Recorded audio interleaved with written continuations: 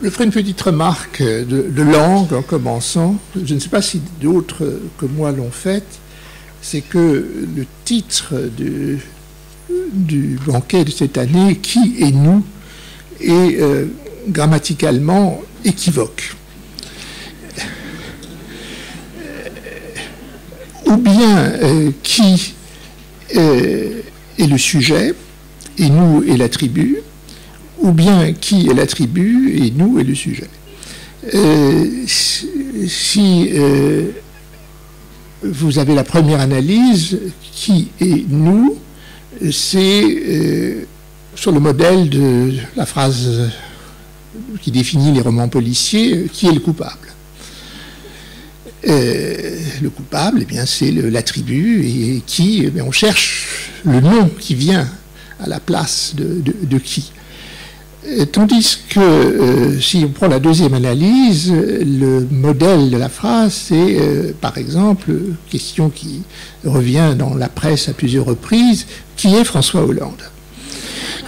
C'est-à-dire que François Hollande est le sujet, et on s'interroge sur quoi? Pas tellement sur des noms, mais sur des adjectifs ou des qualités que l'on pourrait attribuer à François Hollande. Et donc, qui est nous? La question préalable aurait pu être, mais est-ce que nous cherchons à déterminer les propriétés caractéristiques du nous, auquel cas nous est le sujet et qui est l'attribut, ou est-ce que, considérant que le nous est constitué, nous nous interrogeons sur qui en fait partie? Pour des raisons que je crois justes, on a très généralement choisi la deuxième lecture, c'est-à-dire que on s'est interrogé sur les propriétés qui caractériseraient le nous. Et je garderai cette orientation. Mais pas mauvais de garder aussi, en tête aussi l'autre interprétation, éventuellement pour la mettre à l'écart.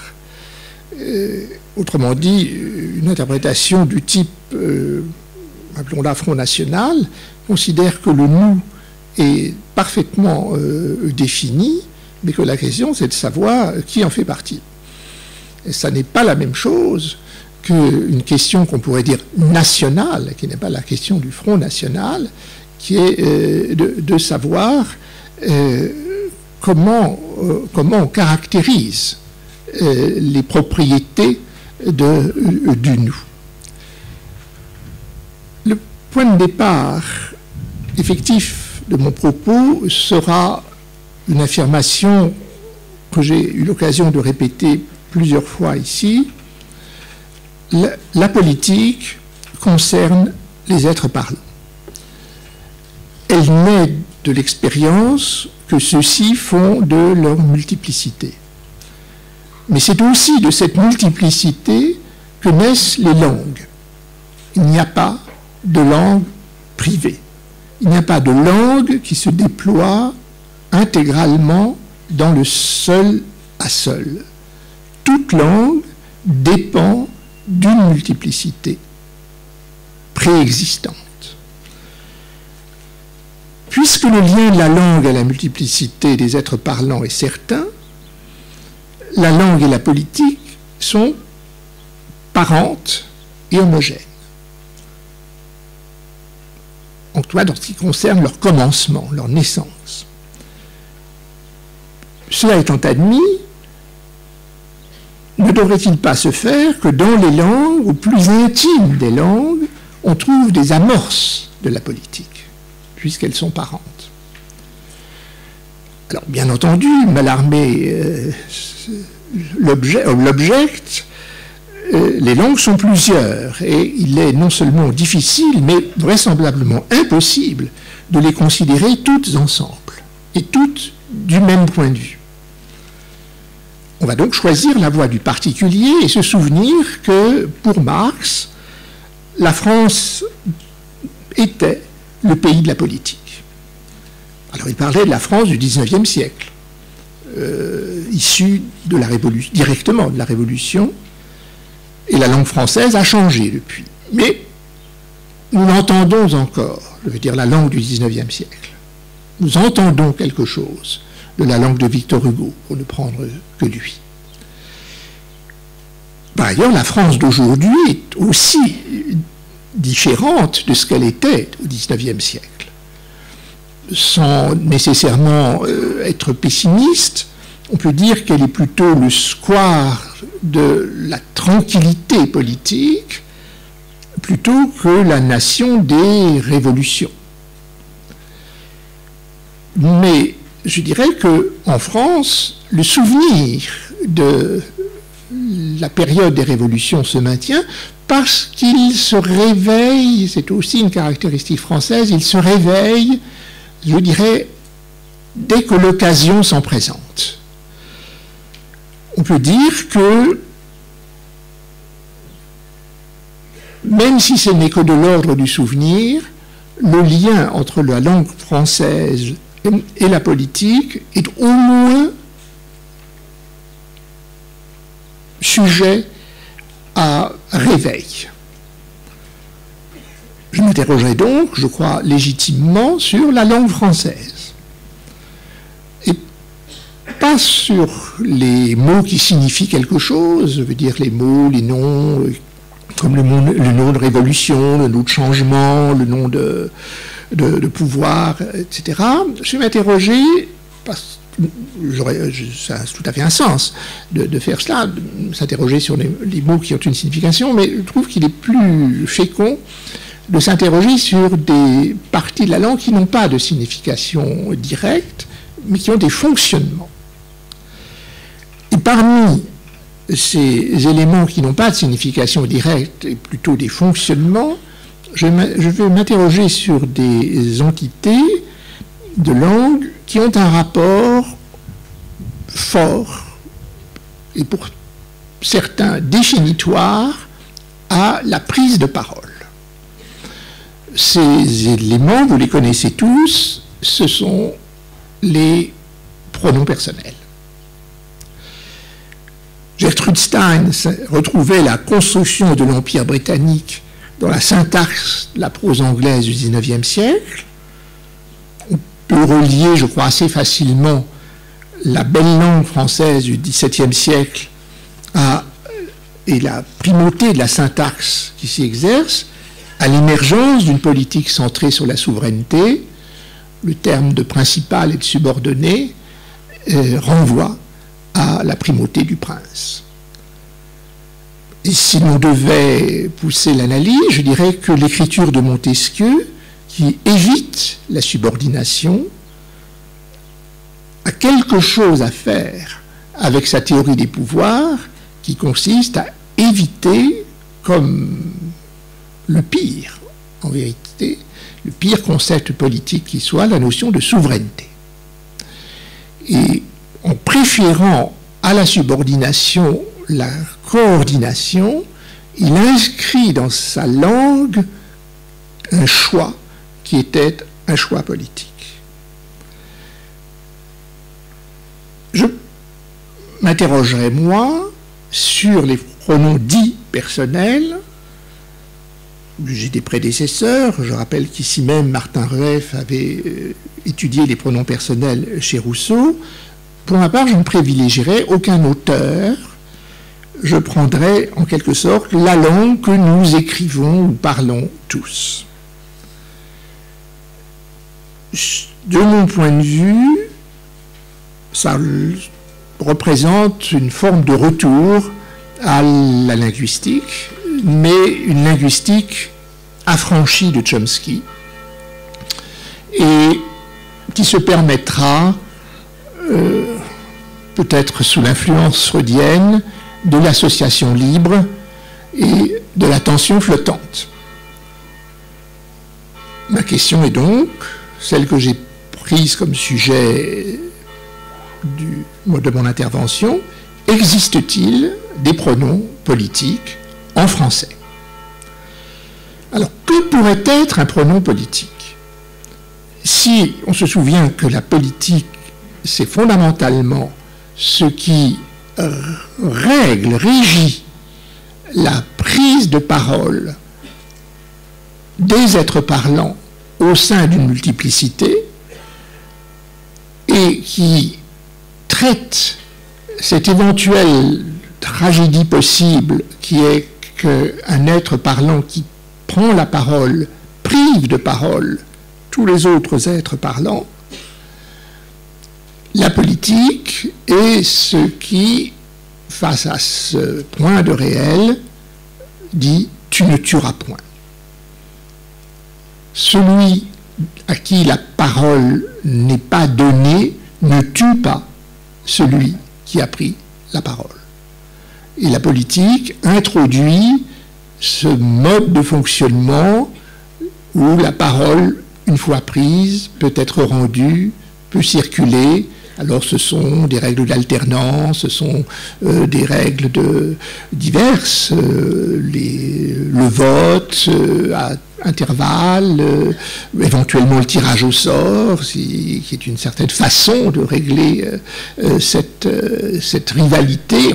En gros, ma position, c'est que la politique, c'est le contraire de la lutte à mort, telle que Hegel l'avait décrite. Loin que je considère, comme Carl Schmitt, que la politique se dérive de la lutte à mort, je considère que la politique est le contraire de la lutte à mort, précisément parce que nous ne parlons jamais ensemble, nous ne parlons pas en chœur. Nous pouvons chanter en chœur, nous ne pouvons pas parler en chœur. Que pourrait donc être un pronom politique ? C'est un pronom qui désigne un être parlant et seulement un être parlant. C'est un pronom qui met en cause le passage de l'être seul à l'être plusieurs parmi les êtres parlants. Pour la propriété, la première, les pronoms personnels, mais pas forcément tous, parce que il, par exemple, le pronom de troisième personne, peut évidemment désigner des êtres parlants, mais il ne désigne pas uniquement des êtres parlants. Il peut désigner des choses. Il n'y a en vérité que les pronoms de première et deuxième personne, que ce soit au singulier ou au pluriel, qui ne peuvent désigner que des êtres parlants au sein de l'acte de parole. Il faut donc séparer ce groupe des pronoms que j'appellerais proprement personnels du pronom improprement personnel, qui est l'ensemble des pronoms de troisième personne. L'émergence du pluriel, c'est un indice, mais pas un indice nécessaire. Une forme au singulier peut renvoyer à une multiplicité. Songez à « on », par exemple. On peut désigner, bien que ça s'accorde au singulier, ça peut désigner une pluralité. Et si vous pensez à la première personne ou à la deuxième, la première personne s'adresse à des interlocuteurs et donc suppose qu'il en existe, et la deuxième s'adresse aussi à un interlocuteur et suppose qu'il en existe. On est donc dans une multiplicité d'êtres parlants.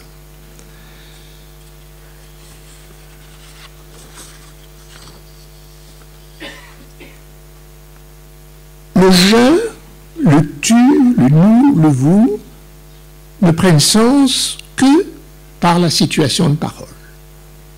Je parle, je te parle, je et d'autres, c'est-à-dire nous, toi et d'autres, c'est-à-dire vous, parlons ou parlez. Et ce que je voudrais souligner, c'est que la prise de parole pertinente est toujours inaugurale. C'est-à-dire que quand je dis « je », c'est en fait comme si c'était la première fois que je disais « je ». Il n'y a pas de mémorisation des diverses occasions antérieures où j'ai pu dire « je » et où j'ai pu prendre la parole. C'est donc à la fois toujours la première fois et toujours la dernière. Ce qui fait que quand on a plusieurs occurrences de « je » dans un texte ou dans la même phrase, c'est en vérité le ressurgissement toujours nouveau et toujours éphémère. En fait, comme l'éphémère, l'insecte ne vit qu'un seul jour, le pronom je, le pronom tu, les pronoms proprement personnels ne vivent qu'une fois. Et quand ils réapparaissent, c'est un nouveau pronom personnel, identique au premier, mais malgré tout entièrement nouveau. Je dirais que de ce point de vue-là, mais j'y reviendrai, il y a quelque chose de l'ordre de la création continuée, de l'interlocution dans la langue. Je vais prendre un exemple célèbre. Longtemps, je me suis couché de bonne heure. Le verbe se tourne vers le passé, mais le « je » est au présent de sa prise de parole. Alors, la prise de parole de qui? D'abord, la prise de parole de celui qui écrit. Longtemps, je me suis couché de bonne heure. Mais en fait, il est aussi contemporain, ou présent, contemporain de la prise de parole de celui qui lit cette phrase au moment où il la lit. Parce que la lecture est une prise de parole. Quand nous lisons, et c'est ça la grande force de ce qu'on appelle la littérature, c'est que lorsque nous lisons un texte littéraire, en termes de prise de parole, nous parlons. La parole ne nous est pas prise. Nous parlons en lisant. De ce fait, le « je » de « je me suis couché de bonne heure » est à la fois contemporain du verbe passé, s'être couché de bonne heure, autrefois, jadis. Il est contemporain du moment où Proust l'écrit. Il est contemporain du moment où un lecteur la lit et de tous les moments où n'importe quel lecteur lit cette phrase, que ce soit pour la première, la deuxième, la 85e ou la 10 000e fois. Cela veut dire que du point de vue de la chronologie, de ce qu'on pourrait appeler l'horloge, ce sont une indéfinité d'instants séparés qui sont fondus dans le présent que représente le « je » de la prise de parole. Je dirais donc que le « je », de ce point de vue-là, cette première phrase du temps perdu, annonce par sa formulation même que le temps sera retrouvé. Parce qu'en vérité, il se retrouve à chaque instant que la phrase a été écrite, que la phrase est lue, qu'elle sera lue, qu'elle a été lue. En termes techniques, cela s'appelle l'éternel présent.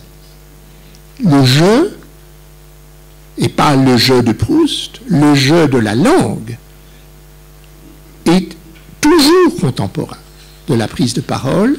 Il est donc éternellement présent à toutes les occurrences de ce « je » et quel que soit le temps de la ou des prises de parole. Si « je » est un éternel présent, je veux dire le « je » de langue, alors il a une propriété définitoire de la divinité. Le « je » de l'Exode, « je suis ce que je suis », énonce l'éternel présent d'un être divin, et on a beaucoup commenté le fait que le verbe hébreu puisse s'entendre comme un présent, comme un passé ou comme un futur, mais je dirais que cette propriété du verbe hébreu qui est intraduisible dans le verbe français, en vérité, elle est traduite dans la première personne, le « je ». Et le « je » de la voix du buisson ardent et le « je » de l'éternel présent, mais ni plus ni moins que le « je » de Moïse, qui dira ensuite à cette voix « je ne sais pas parler ». la structure du je est exactement la même dans la bouche de l'être éternel et dans la bouche de l'être mortel, éphémère et incapable de parler. Parce qu'il s'agit du jeu de langue. Je ne vais pas entrer dans le détail, des analyses comparables pourraient être faites pour les autres formes des pronoms proprement personnels. Tu, etc. Il y a un indice, d'ailleurs, c'est que dans un même texte, le je est répété. Je précise ceci. Prenons, je pense donc je suis. Le je apparaît 2 fois, il est répété. Ça n'a l'air de rien. Mais réfléchissez au fait que le je, dont je pense donc je suis, est, en termes de référence, c'est Descartes. C'est donc la même référence que le nom propre Descartes. Donc on pourrait dire je pense donc je suis, ça peut se transcrire en termes de référence sans perte dans Descartes pense, donc Descartes est. Parfait, on a répété. Mais le professeur de lettres souligne, il dit, mais vous n'avez pas besoin de répéter Descartes. Vous écrivez Descartes pense, donc il est. Alors l'élève dit, mais pourquoi je ne dis pas je pense, donc il est? Pourquoi est-ce que je suis obligé de répéter je? Mais la réponse, c'est que le je est précisément impliqué dans l'acte de parole, c'est un pronom de la prise de parole, tandis que le il et le nom propre ne sont pas impliqués directement dans la prise de parole. Ils sont impliqués indirectement dans la prise de parole. On peut dire Descartes sans que Descartes ait parlé. Mais Descartes ne peut dire je que quand il prend la parole. Et ce n'est pas parce que c'est Descartes, de même que ça n'est pas parce que c'est Dieu, c'est parce que le je dans la langue est comme ça. Il y a donc une bizarrerie à laquelle nous ne nous rendons pas compte, c'est que le pronom de parole, proprement personnel, qui est lié à l'être parlant, doit être indéfiniment répété. Il ne peut pas être lui-même pronominalisé, et notamment pas par il. Il est donc toujours un pronom d'entrée en scène et un pronom de sortie de scène. Le il, lui, est de l'ordre de la mise en mémoire. C'est la mise en mémoire, et d'ailleurs, il est réglé par des contraintes de mise en mémoire. Quand on m'adresse ici à ceux qui ont l'occasion d'écrire, que ce soit des écrivains, ou comme on dit parfois des écrivains, c'est-à-dire des personnes dont ça n'est pas l'activité principale, ils savent très bien que s'ils commencent un texte, mettons un rapport d'accident de voiture, en disant le chauffeur d'en face a donné un coup de volant brusque, il a dérapé, il est entré dans ma voiture, etc., etc. Très bien. S'il commence par dire le chauffeur d'en face, et puis après il y a 5 ou 6 phrases qui parlent d'autre chose, qui parlent de la voiture, du temps, de la pluie, du vent, etc. Et puis il reprend en disant « il », on lui dira « mais qui est cet il » On a oublié entre-temps. Il faut qu'il y ait une relation de proximité suffisante entre le nom et le « il ». Mais si on a oublié, ça veut dire que c'est de l'ordre de la mémoire. Donc le « il » est mémorisation. Et je dirais que le « il » a à faire avec toutes les entreprises de mémorisation de la langue. C'est le pronom de l'archive, c'est le pronom aussi de la naissance de l'écriture. On pourrait dire que la 3e personne naît à Sumer, puisque la 3e personne est la mémorisation dans la langue, de la langue, par la langue. Et le « il », quand il est répété, n'est pas le même à chaque fois, et c'est pourquoi il faut pouvoir retrouver de qui il s'agit par le biais de la mémoire, alors que le « je », à l'intérieur d'une prise de parole homogène à elle-même, le « je » est répété et c'est toujours le même. Parler de quelqu'un en troisième personne, alors qu'il est présent, c'est impoli. Pourquoi c'est impoli?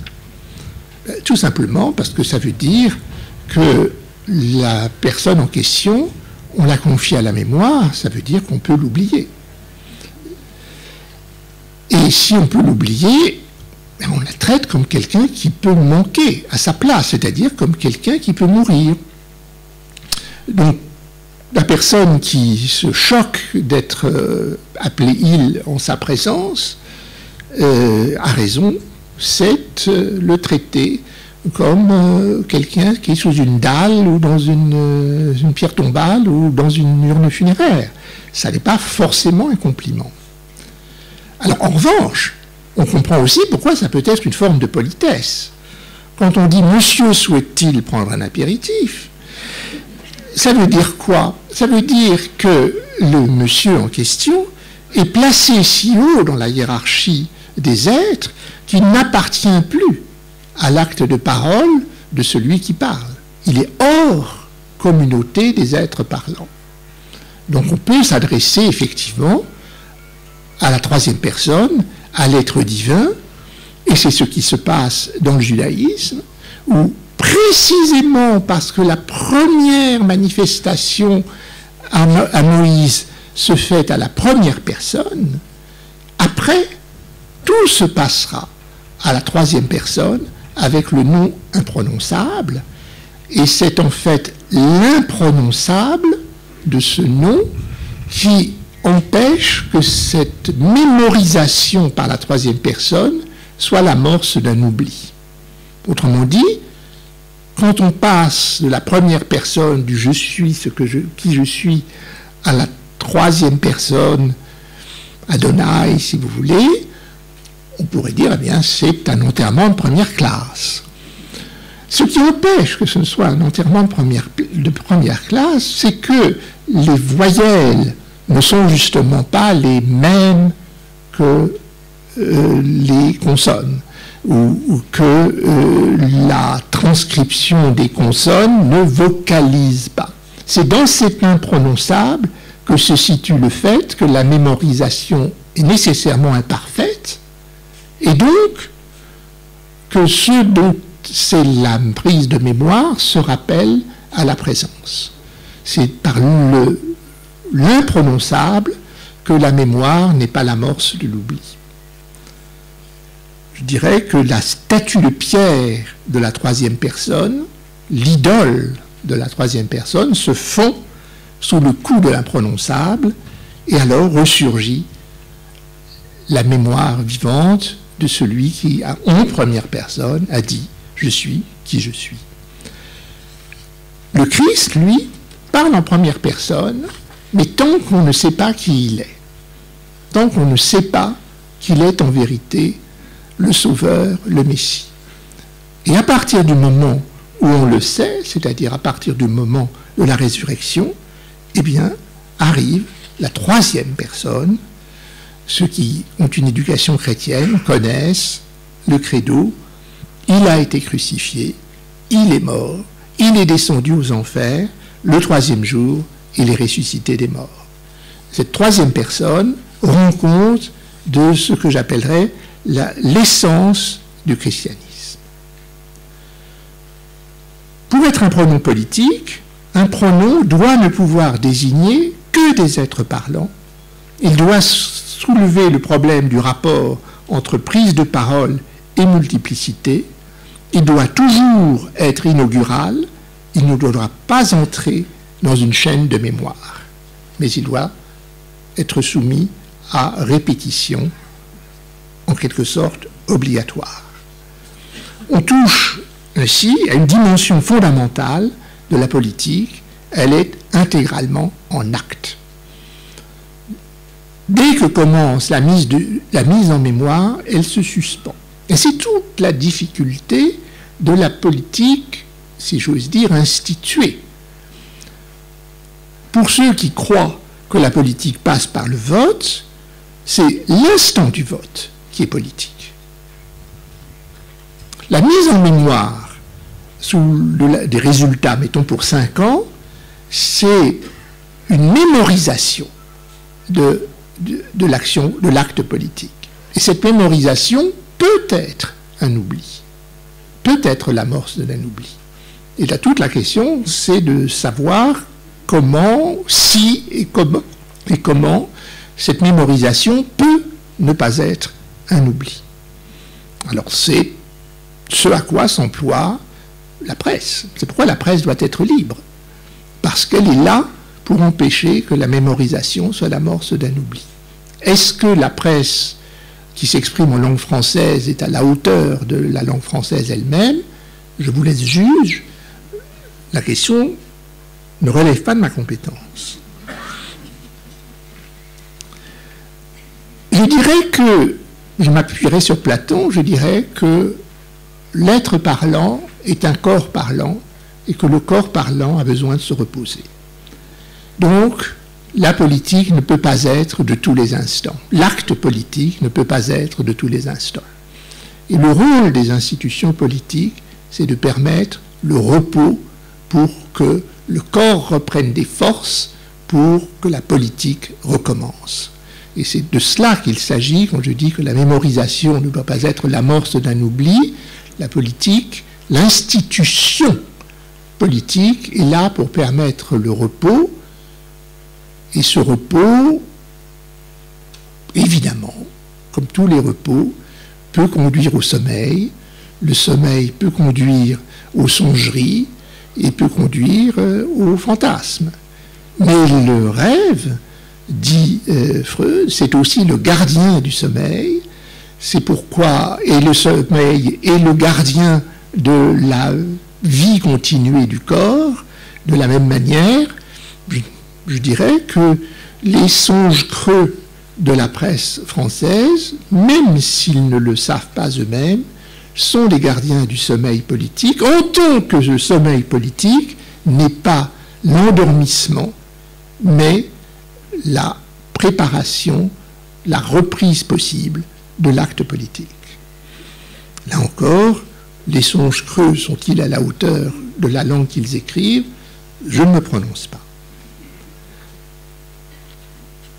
Il y aurait maintenant, si j'avais le temps, si je devais être complet, si j'étais dans un séminaire ou un cours, je ferais remarquer qu'il y a d'autres pronoms politiques que ceux que j'ai notés. Et qu'il y a d'autres circonstances où le pronom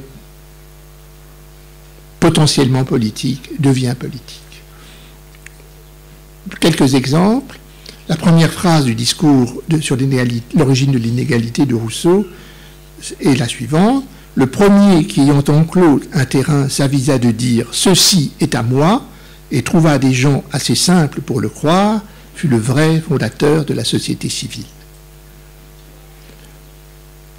Les commentateurs de Rousseau sous la Révolution ont dit, quand Rousseau parle du vrai fondateur de la société civile, il parle de la fondation de la politique. Parce que la politique est nécessaire dans la société civile, elle n'est pas nécessaire dans l'état de nature. Dire qu'il y a une phrase qui fonde la société civile, c'est dire que cette phrase fonde la politique. Or, qu'est-ce que c'est que cette phrase? Évidemment, Rousseau souligne la propriété. Mais moi, ce que je soulignerais, c'est l'émergence du moi. Ceci est à moi. En fait, c'est la première fois que l'être qui est pris dans l'état de nature éprouve le besoin de dire moi. Dans l'état de nature, on n'a pas besoin de dire moi.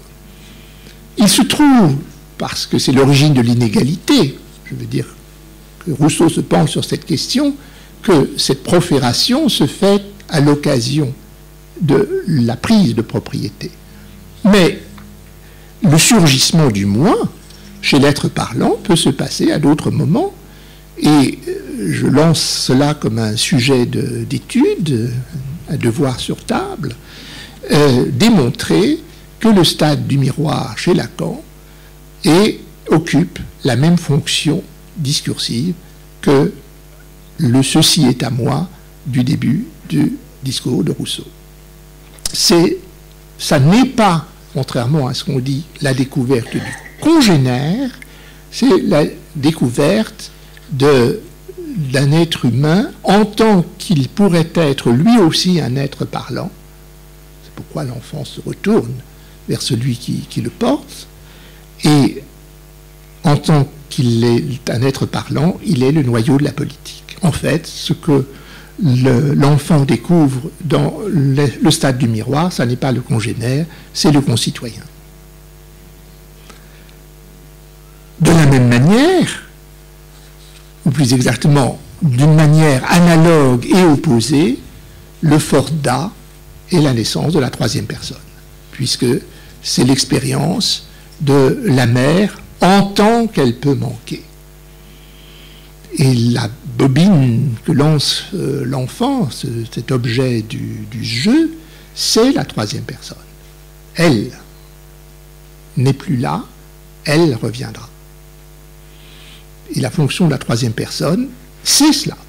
Ce qui manque à sa place peut revenir, ne serait-ce que par le discours, pas forcément par la résurrection, ne serait-ce que par le discours.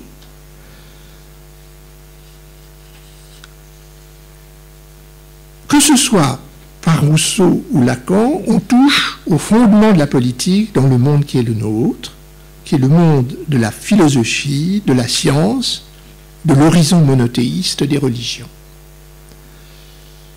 La condition de la multiplicité politique dans ce monde, c'est la proclamation publique du je, dans la forme du « ceci est à moi », dans la forme du stade du miroir. Le non politique, s'il existe, dépend du je et non l'inverse. Catherine Clément a exposé un monde qui repose sur l'axiomatique exactement inverse, et je serais intéressé de savoir si les hellénistes considèrent que dans le monde grec, c'est le nous qui est premier et le je second, ou le contraire. Justel de Coulanges pensait que c'était le nous qui était premier dans la cité antique, et que le je, en fait, s'il apparaissait, n'apparaissait qu'après. S'il en est ainsi, je dirais très clairement que nous, modernes, n'avons rien à apprendre du monde antique. Ça n'a rien à voir. Nous avons à apprendre du monde antique les raisons pour lesquelles il n'est profondément pas le nôtre. Si, je répète, si, effectivement, c'est le nous qui est premier et qui fonde le je, alors que pour nous, c'est le je qui fonde le nous, le je politique qui fonde le nous politique. D'autres pronoms seraient à étudier. Le on, qui est, si j'ose dire, le pronom de la statistique, le pronom politique de la montée en puissance du sondage dans la vie politique. Quand on dit 90% des Français, mettons 80% des Français sont hostiles à Hollande, François Hollande, ça se dit, on est hostile à François Hollande. Et le on n'en dit pas plus et pas moins que 80%. Le chiffrage de 80% n'est qu'un habillage destiné aux acheteurs de sondage du on qui en donne exactement la même information. Et de ce point de vue-là, la langue, comme d'habitude, précède la technique. Elle a découvert la statistique avant que les statisticiens n'existent. Il y aurait le il du pluriel, vous savez, le il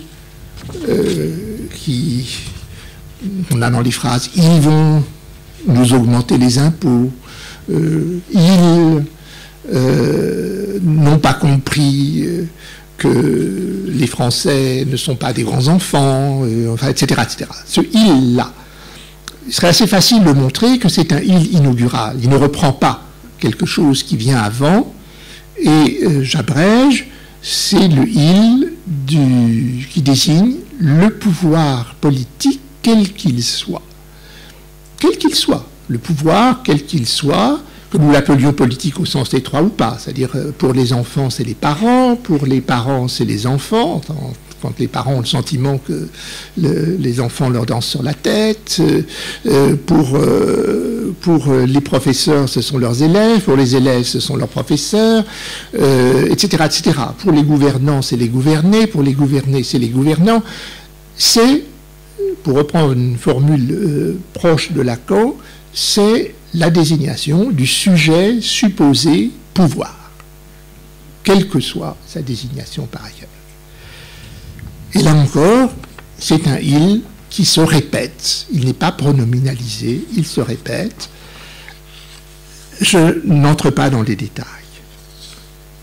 Resterait le « tous », très intéressant, le plus intéressant, puisque c'est un « tous » dont on n'a pas reconnu l'existence, et dont je vous signale simplement qu'il apparaît précisément dans des contextes politiques, la lutte de tous contre tous, la démocratie, le gouvernement de tous par tous, etc. Et la difficulté qu'en tout cas moi j'éprouve à passer de tous les hommes sont mortels à tous sont mortels. Alors que je n'ai aucun problème à passer dans la République française, dans la Troisième République française, tous les hommes ont le droit de vote, à tous ont le droit de vote. Et il me faut me rappeler, après, que ce tous ne se dit pas au féminin. Et d'ailleurs, en français, toutes ne peut pas s'employer avec cette interprétation politique, même si l'on devait décrire une gynécocratie démocratique, il serait très difficile de dire dans la gynécocratie démocratique, toutes exercent, toutes gouvernent pour tous. Ce serait difficile. Je ne dis pas que c'est impossible. J'ai vu que la langue française a féminisé les noms de métiers, alors que tous les linguistes pensaient que c'était impossible. Donc, les pouvoirs de l'évolution historique sont plus grands qu'on ne croit, et que ne croient les linguistes. Donc, je laisse cela de côté. J'en viens maintenant à ma question, plus exactement à la question qui m'était posée concernant le nous. Je dirais que le nous n'est pas nécessairement un pronom politique. Pour qu'il le soit, je reviens à ce que j'ai dit à plusieurs reprises, il faut qu'il mette en question le passage à la multiplicité des êtres parlants. Tout le monde est d'accord pour considérer que dans le nous, il y a un « je » qui est impliqué. La question, c'est de savoir si ce « je » qui est impliqué est plongé dans la multiplicité sans que soit problématisé ce rapport du « je » au multiple, ou si ce rapport est problématisé. Il y a des circonstances où il est problématisé. Je pense par exemple au nous de l'engagement. Nous, par exemple, la première phrase de la Déclaration des droits de l'homme, enfin le Bill of Rights, nous, le peuple, considérons comme vérité évidente par elle-même, etc., etc. Ça, c'est une phrase inaugurale et c'est un nous inaugural. C'est un nous qui, dans l'interprétation qui lui est donnée, dans le statut qui lui est donné, est dans sa première occurrence.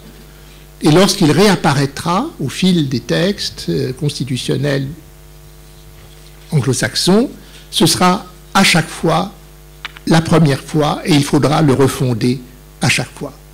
Si d'aventure ce nous n'est pas refondé, alors on entre dans la mémorisation et en fait, en l'occurrence, dans l'oubli, puisqu'on ne pose plus la question du passage de l'un au multiple, que constitue l'engagement ou réciproque ou simultané.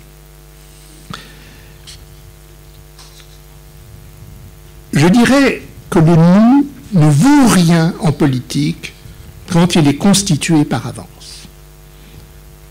C'est pourquoi j'ai choisi, dans l'interprétation du titre, qui est nous, j'ai choisi, comme tout le monde, mais en m'étant posé la question, une interprétation où le nous n'est pas constitué d'avance, qu'il est à constituer. Quel que soit le principe de la Constitution, le nous constitué d'avance, que ce soit par le lieu géographique, que ce soit par la nationalité, par l'appartenance familiale, que ce soit en fait de façon générale sur la base d'une ou plusieurs propriétés communes qui sont données avant. On n'est pas dans le domaine de la politique. On est dans le domaine de l'affirmation limitative d'appartenance communautaire et en fait dans ce qu'on appelle, d'un mot qu'on interprète souvent mal, dans le communautarisme. Le communautarisme est une doctrine politique du nous constitué d'avance sur la base d'une propriété ou de plusieurs propriétés déterminées d'avance. Donc de ce point de vue-là, le Front National, dans la mesure où apparemment il considère que le nous national est constitué d'avance par les frontières naturelles, par le bulletin de naissance, etc., est une forme de communautarisme et de ce point de vue-là, à mes yeux, une forme antipolitique. C'est la mise en suspens ou la mise en cessation de la politique. Je redoute toutes les formes d'engagement, y compris les mieux intentionnés, qui constituent le nous sur la base d'une propriété préétablie, en quelque sorte inscrite dans les choses. La propriété qui rassemble le nous doit naître du rassemblement lui-même, doit naître de l'engagement lui-même.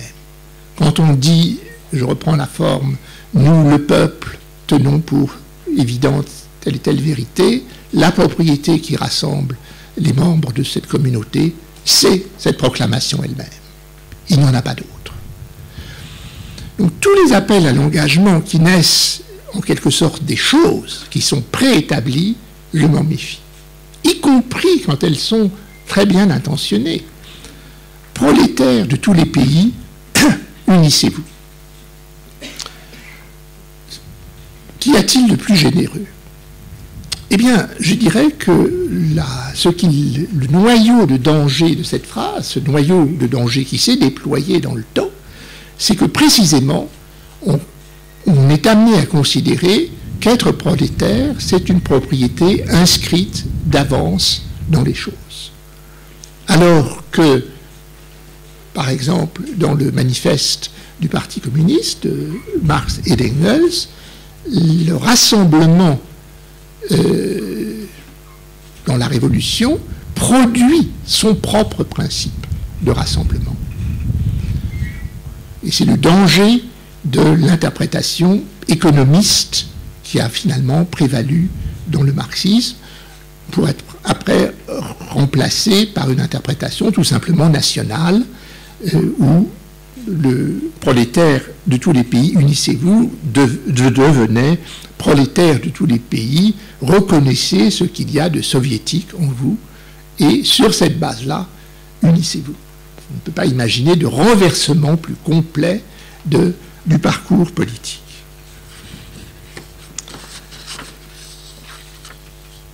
Pour moi, le nous suppose le je et suppose le passage de ce je à la multiplicité.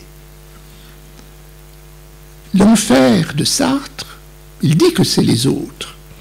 Mais en réalité, si vous lisez Huis clos, c'est en cela que c'est une pièce politique, ce qui est le moteur de la haine, c'est qu'on ne peut plus, on ne trouve plus le lieu pour dire je, puisque chaque proclamation du je est immédiatement ressaisie par les autres et en quelque sorte précédée par la proclamation des autres. D'ailleurs, un des personnages, à savoir Inès, lui dit « Je suis une foule. Je suis une foule. » Ça veut donc dire que la foule est d'emblée présente. Et si la foule est d'emblée présente, alors le jeu n'est plus possible. On parle souvent de la haine de l'autre. Je dirais que la haine de l'autre, ce n'est pas la haine de l'autre, mais plutôt la haine du je que l'autre peut énoncer en parlant de soi. Et comme l'expression du je, c'est son corps, et que dans son corps, c'est de manière privilégiée son visage, toute pièce de vêtement qui dissimule le visage par décision institutionnelle est une pièce de vêtement qui dit la politique est interdite. C'est pourquoi je suis pour l'interdiction du port du voile islamique, non pas parce qu'il est islamique, mais parce que c'est un voile intégral. Et ça n'est pas un voile, ça n'est pas un masque du visage, c'est un bâillon. Et c'est le bâillon qui porte sur la bouche, qui pourrait dire « je ». Et effectivement, ça proclame la précédence du « nous » sur le « je ». Et toute la logique politique à laquelle je tiens proclame la précédence du « je » sur le « nous ». Qui est nous? Je transformerai la question de quel engagement à soi-même et à autrui peut se constituer un nous aujourd'hui. À quelle communauté donnée dans les choses peut-on faire subir éventuellement la transformation violente qui en fera non pas la cause du nous, mais la conséquence du nous. Ce que j'appellerais, si vous voulez, dénationaliser la nation, déterritorialiser le territoire, défamilialiser la famille, pour que ces entités données dans lesquelles nous vivons deviennent des entités pour tous, comme il est arrivé au mariage récemment. Merci.